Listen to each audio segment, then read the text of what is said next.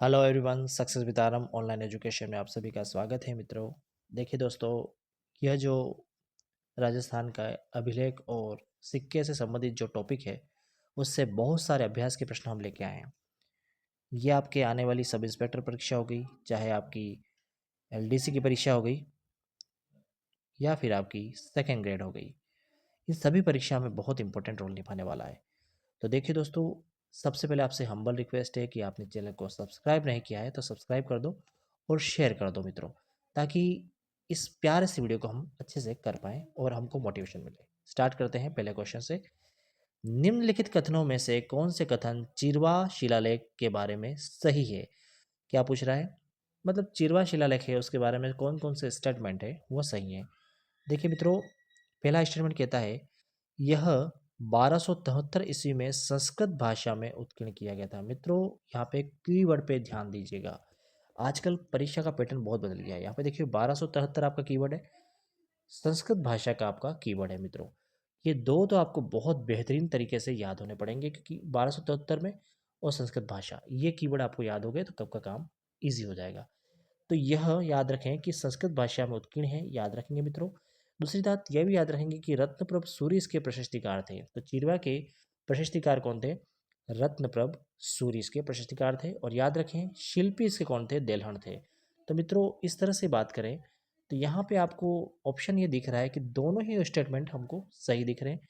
और तीसरा स्टेटमेंट ये देखिए आप, पहला वाला भी सही है, तो तीनों ही स्टेटमेंट सही हो गए। तो ये तीनों ही स्टेटमेंट बिल्कुल सही है मित्रों, इसलिए याद रखें ये इंपॉर्टेंट हो गया, इसका ऑप्शन बी हो गया, मतलब तीनों ही सही है। आपको मैं फिर से याद करा देता हूँ एक बार कि जो शिरवा का शिलालेख है वो 1273 में संस्कृत भाषा में उत्कीर्ण किया गया था, पहली बात। दूसरी बात है रत्नप्रभु सूरि इसके प्रशस्तिकार थे, याद रखें। तीसरी बात है शिल्पी देलहन ने इसका काम किया था। ठीक है जी। अब देखिए, हाँ, एक बात और स्टेटमेंट और रह गया, अग्निकुल में उत्पन्न राजपूत इसमें उल्लेख किया गया है। तो अग्निकुंड में राजपूतों का उल्लेख किया गया था, ये बात हमें याद रखनी है। अगला क्वेश्चन मित्रों आपके स्क्रीन के सामने है। किस शिलालेख प्रशस्ति और उसके उत्कीर्ण वर्ष की सही जोड़ी कौन सी है? देखिए, शिलालेख प्रशस्ति और उसके उत्कीर्ण वर्ष की हमें सही जोड़ी बतानी मित्रों। देखिए, अचलेश्वर शिलालेख 1285 का, बिजोलिया शिलालेख 1170 ईस्वी का, चिरवे का शिलालेख तो हमने अभी देखा, ये थोड़ा आपको पता हो गया, ये तो यहीं कट गया ये क्वेश्चन तो। और कुंभलगढ़ प्रशस्ति 1460 की। तो मित्रों मैं आपको बता दूं कि अचलेश्वर शिलालेख है 1285 ईस्वी का, यह स्टेटमेंट तो बिल्कुल करेक्ट है।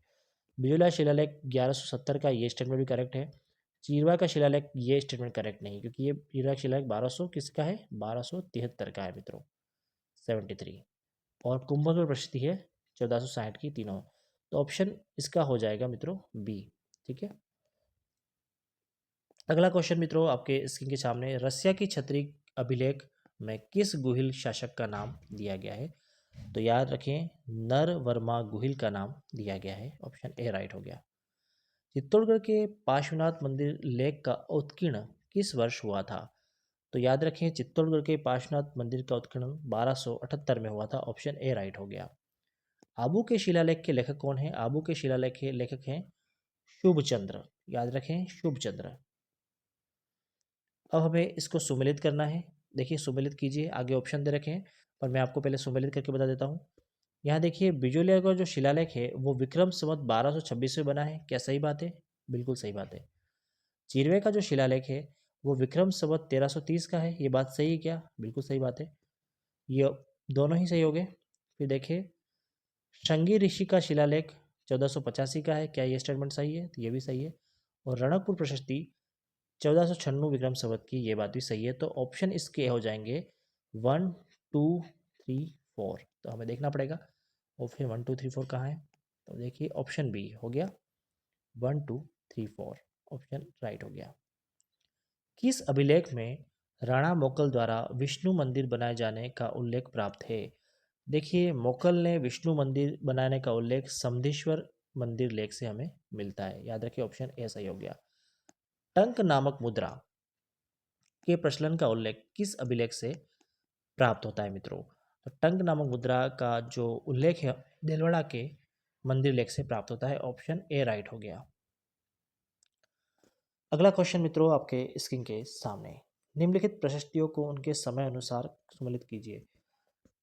पहला है रणकपुर प्रशस्ति, तो ये तो सही है 1460। कुंभगढ़ प्रशस्ति, कुंभगढ़ प्रशस्ति कब की है? तो कुंभगढ़ प्रशस्ति के बारे में देख लीजिए कि देखिए फिर से मैं आपको बताता हूँ। रणकपुर प्रशस्ति है 1439 की।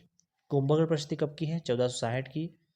फिर बीकानेर प्रशस्ति कब की है? 1594 की। और राज प्रशस्ति है 1676 की। तो इस तरह से इसको सेटल करेंगे हम। और यहाँ पे देखिए ऑप्शन कैसे मिल रहा है। अब रणकपुर प्रशस्ति का 3, तो यहाँ पे आंसर मिल रहा है आपको, ये देखिए। कुंभगढ़ प्रशस्ति के रचयिता कौन है मित्रों? याद रखना, कवि महेश जो थे वो कुंभगढ़ प्रशस्ति के रचयिता थे। अगला क्वेश्चन मित्रों आपके स्क्रीन के सामने, कौन सा अभिलेख है जो माणा कुंभा के लेखन का प्रकाश डालता है? तो देखो मेवाड़ी भाषा में कुंभा ने कीर्ति स्तंभ पर लेख लिखा था 1460 ईस्वी में। ऑप्शन बी राइट हो गया। कीर्ति स्तंभ प्रशस्ति के रचयिता कौन है? कीर्ति स्तंभ प्रशस्ति के रचयिता कौन है मित्रों? कवि अत्रि, ठीक है, और उसका पुत्र महेश, ये भी याद रखें। कीर्ति स्तंभ प्रशस्ति की रचयिता किसने की थी? तो रचयिता है कवि अत्रेश और इनका पुत्र महेश। ऑप्शन सी राइट हो गया। मित्रों अगला क्वेश्चन आपके स्क्रीन के सामने, राय प्रशस्ति के संबंध में निम्नलिखित में से किसे शासकों के बारे में उल्लेख किया गया है? तो यहाँ पर बीकानेर के शासकों का उल्लेख किया गया है राय प्रशस्ति में। Option B. जगन्नाथ राय प्रशस्ति के रचयिता कौन है? कृष्ण भट्ट तेलंग इसके रचयिता है, याद रखें। ऑप्शन बी राइट हो गया। 17वीं शताब्दी की रचना राज प्रशस्ति महाकाव्य की रचयिता कौन है? राज प्रशस्ति देखिए रणछोड़ भट्ट ने लिखी थी, याद रखने। 25 शिलालेखों पर, काले पत्थर थे ये 25 शिलालेखों पर। ऑप्शन, और संस्कृत भाषा में लिखी थी, ठीक है। रणछोड़ भट्ट ने संस्कृत के किस महाकाव्य की रचना की थी मित्रों? तो याद रखें ये एक महाकाव्य है राज प्रशस्ति। ऑप्शन बी राइट हो गया। राज प्रशस्ति का काल कब का है? देखो राज प्रशस्ति का जो काल है वो 1676 ईस्वी का है। ऑप्शन सी राइट हो गया। अभिलेख जो प्राचीन राजस्थान में भागवत संप्रदाय के प्रभाव की पुष्टि करता है, तो देखिए प्राचीन राजस्थान में भागवत संप्रदाय की पुष्टि कौन करता है? घोसंडी का अभिलेख। ऑप्शन ए सही है। कौन सी शताब्दी? दूसरी शताब्दी ईसा पूर्व का है ये। घोसंडी का शिलालेख स्थित है कहाँ पे? गोसंडा, गोसुंडा जो चित्तौड़ में स्थित है मित्रों। तो यहाँ पे ऑप्शन बी राइट हो गया।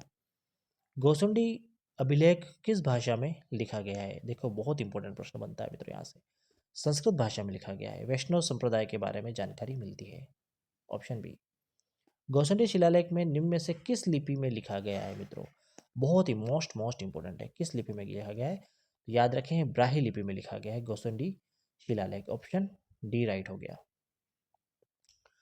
अधोलिखित अभिलेख का सही कालक्रम चुनिए, ऐसा बोला गया है आरोही क्रम में। किस क्रम में? आरोही क्रम में। देखिए मित्रों इसका कालक्रम आपको याद होना पड़ेगा। सबसे पहले हमने देखा बिजोलिया का, हम लोग को पता है, घसुंडी का मैंने आपको बता दी। तो देखिए इसका जो कालक्रम मैं आपको यहाँ ऑप्शन में देख के बताते हैं। इसका कालक्रम मित्रों सबसे पहले हमने देखा तीसरा जो है घोसुंडा सबसे पुराना है, तो यहाँ से ऑप्शन आ गया 3। फिर उसके बाद घोसुंडे के बाद आ गया बुचकला, ठीक है, और इसके बाद हो गया भिजोलिया, ठीक है। तो यहाँ पे आंसर हो जाएगा बी। सो कालक्रम को आप देखिए। निम्नलिखित में से कौन सा अभिलेख चित्तौड़ के प्रारंभिक इतिहास पर प्रकाश डालता है? कौन सा अभिलेख है जो चित्तौड़ के प्रारंभिक इतिहास पर प्रकाश डालता है? तो यहाँ मानमोरी का अभिलेख। ऑप्शन बी राइट हो गया। अपराजित के शिलालेख के रचयिता निम्नलिखित में से कौन है? अपराजित के जो शिलालेख है उसके रचयिता कौन है? तो मित्रों दामोदर हैं। ये मोस्ट इंपोर्टेंट क्वेश्चन है आने वाले परीक्षाओं में। Option C. जो अपराजित का शिलालेख के रचयिता है उसका नाम क्या है? दामोदर। किस शिलालेख में चौहान को वत्स गोत्र ब्राह्मण कहा गया है मित्रों? तो ये 1170 का बिजोलिया शिलालेख। Option C. बिजोलिया अभिलेख के किस वंश के इतिहास की जानकारी का महत्वपूर्ण स्रोत है? तो याद रखें चौहान। Option C. वह कौन सा शिलालेख है जिससे ज्ञात होता है कि विग्रहराज चतुर्थ ने दिल्ली को अपने अधीन किया था? तो याद रखने मित्रों, दिल्ली को अपने अधीन करने वाला जो शिलालेख है उसका नाम है बिजोलिया शिलालेख। ठीक है, ऑप्शन बी। निम्नलिखित में से कौन सा शिलालेख चौहान राजवंश की वंशावली के बारे में जानकारी प्रदान करता है? तो मित्रों, बहुत इंपॉर्टेंट प्रश्न है। बिजोलिया का शिलालेख, ऑप्शन डी। बिजोलिया लेख के अनुसार सांभर झील का निर्माण किसने करवाया था? सांभर झील का निर्माण किसने करवाया था? वासुदेव ने करवाया था। ऑप्शन बी सही हो गया। जाबालीपुर, शाकंभरी, श्रीमाल जैसे प्राचीन नगरों का उल्लेख किस शिलालेख में किया गया है? तो बिजोलिया शिलालेख में। ऑप्शन सी सही हो गया। बिजोलिया शिलालेख किस चौहान नरेश के काल का है? बिजोलिया शिलालेख किस चौहान नरेश के काल का है? तो सोमेश्वर के काल का है। ऑप्शन ए सही हो गया। किस अभिलेख का संबंध आमेर के कछवा राजवंश से है? बहुत इंपॉर्टेंट प्रश्न है मित्रों, कई बार परीक्षाओं में पूछा गया है, तो याद रखें। आमेर शिलालेख, ऑप्शन ए। बरली का शिलालेख जो अशोक के काल से पूर्व का माना जाता है, कहाँ पर स्थित है? बरली का शिलालेख कहाँ का स्थित है? तो बरली का शिलालेख मित्रों अजमेर में स्थित है। Option A. बडली प्रशस्तर अभिलेख प्राप्त हुआ था? बडली प्रस्तर अभिलेख कहाँ पर प्राप्त हुआ था? भिलोट माता के मंदिर में। याद रखने, भिलोट माता के मंदिर में। Option B. बड़वा ग्राम कोटा से कितने मोखरी युग अभिलेख प्राप्त हुए हैं? तो बड़वा ग्राम कोटा से कितने मोखरी युग प्राप्त हुए हैं? तो ऑप्शन 3 सही है, बी। निम्नलिखित में से किस अभिलेख में मौर्य राजा धवल का नाम अंकित है? मौर्य राजा धवल का नाम किस अभिलेख में अंकित है? कर्णसभा का अभिलेख। ऑप्शन बी राइट है। राजस्थान में मौर्यों की उपस्थिति स्पष्ट है, कहाँ से स्पष्ट है?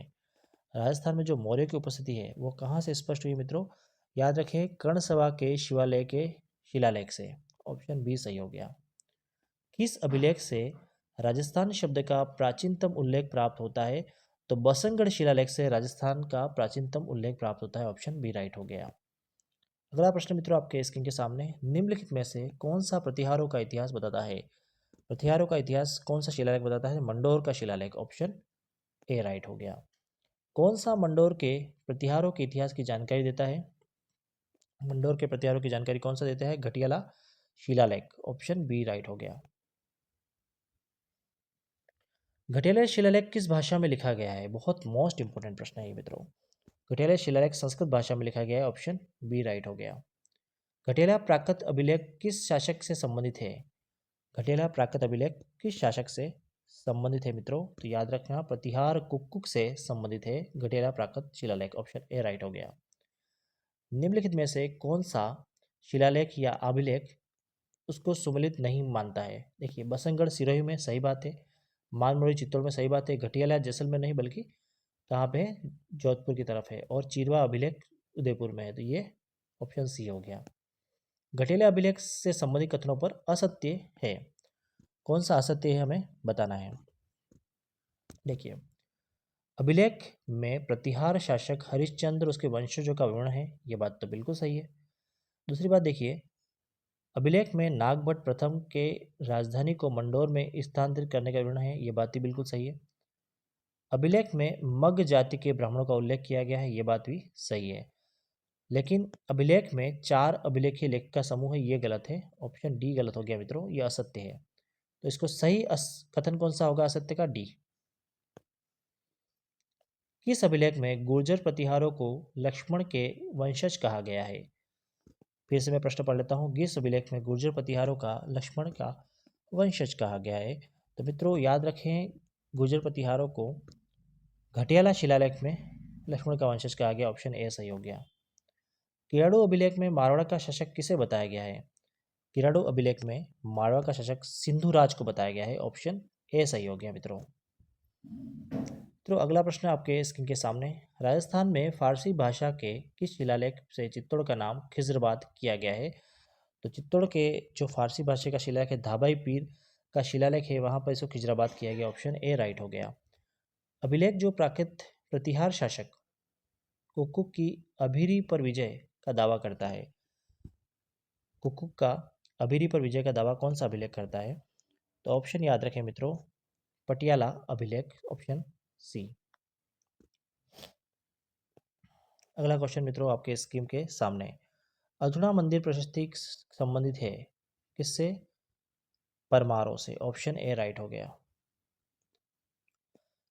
उस अभिलेख को चिन्हित कीजिए जो प्राचीन राजस्थान में वैष्णव संप्रदाय की उपस्थिति के साक्ष्य देता है।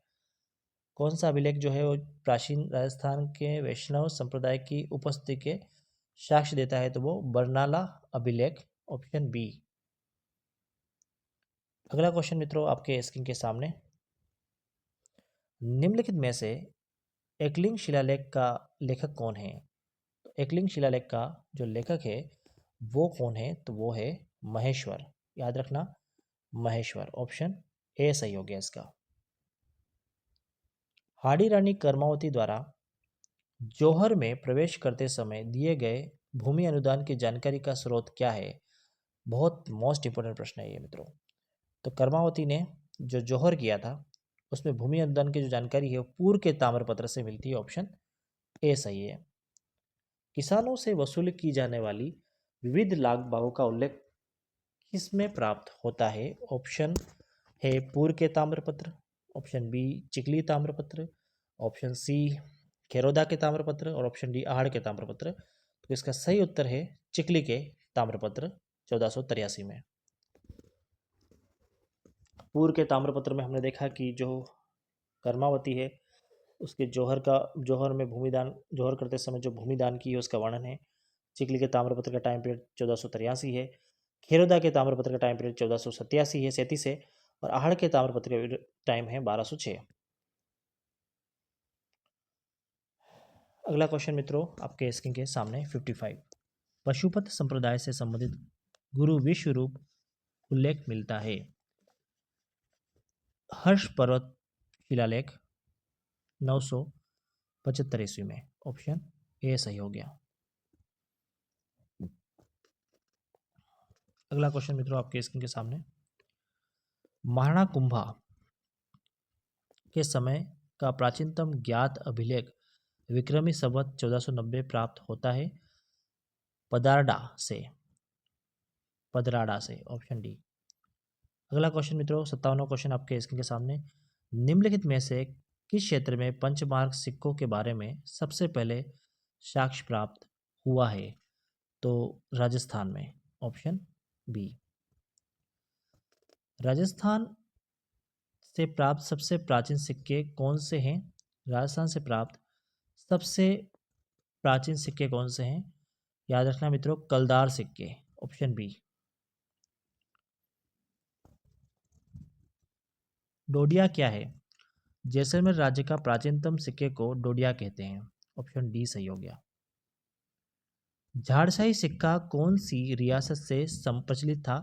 तो झाड़शाही सिक्का मित्रों जयपुर रियासत से प्रचलित था, ऑप्शन डी। गधिया सिक्के किस राज्य से संबंधित है मित्रों? गधिया सिक्के उदयपुर राज्य से संबंधित है, ऑप्शन बी। मेवाड़ राज्य में प्रचलित सिक्का नहीं था, मेवाड़ राज्य में कौन सा सिक्का जो है वो प्रचलित नहीं था मित्रों? बहुत इंपॉर्टेंट प्रश्न है ये, तो याद रखें एलची तो मेवाड़ राज्य में था, स्वरूपशाही भी था, बिलाड़ी भी था, लेकिन हाल ही सिक्का मेवाड़ राज्य में प्रचलित नहीं था, तो ऑप्शन डी। ढिंगला, भिंडरिया, नाथद्वारिया क्या है? तो ये तीनों ही मेवाड़ में प्रचलित तांबे के सिक्के हैं। कौन से धातु के? तांबे के धातु के, ठीक है, ऑप्शन ए। अकबर की चित्तौड़गढ़ विजय के उपरांत मेवाड़ में मुगल शासकों के सिक्के जारी हुए, उन्हें क्या कहा जाता था? तो याद रखें उसे एलची सिक्के कहा जाता था, सिक्का एलची, ऑप्शन बी राइट। अगला क्वेश्चन मित्रों आपके स्क्रीन के सामने, किस मुगल शासक ने चित्तौड़ विजय के उपरांत मेवाड़ में सिक्का एलची जारी किया? तो अकबर ने जारी किया था, ऑप्शन बी।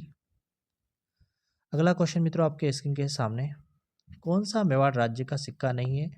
देखिए मित्रों रामशाही, रावशाही और डोडिया, ये डोडिया तो जैसलमेर का है, और ये सभी सिक्के हैं जो मेवाड़ शासक के नहीं हैं, ऑप्शन डी। राजपूताना की किस रियासत के सिक्के पर एक और साम्राज्ञी विक्टोरिया का चेहरा और अंग्रेजी में विक्टोरिया एम्प्रेस लिखा गया है, दूसरी ओर नागरी व उर्दू लिपि में महाराजा का नाम लिखा होता था? तो मित्रों याद रखें, बीकानेर राज्य, ऑप्शन सी। तो मित्रों हमने पूरे 67 क्वेश्चन को अच्छे से कंप्लीट किया। ये बार बार आए हुए प्रश्न हैं परीक्षाओं में। कलाम के जो भी टास्क बुक्स हैं उनमें बहुत इंपॉर्टेंट प्रश्न आते हैं हमेशा, उनको आप अच्छे से सोल्व करिए और मैं आप तक लेके आता हूँ डेली ये सोर्सेस। आपको कैसे लग रहे हैं आप कमेंट करना ना भूलें, और मैं फिर से लेके आऊँगा। इससे आगे हम पूरे इतिहास के जितने भी एमसीक्यूज़ बन सकते हैं सारे एमसीक्यूज़ करेंगे। तो आप धैर्य रखिए और लगातार बने रहिए और इस वीडियो को शेयर कीजिए। थैंक यू फॉर वॉचिंग मी मित्रों, और चैनल को सब्सक्राइब करना ना भूलें। Thank you.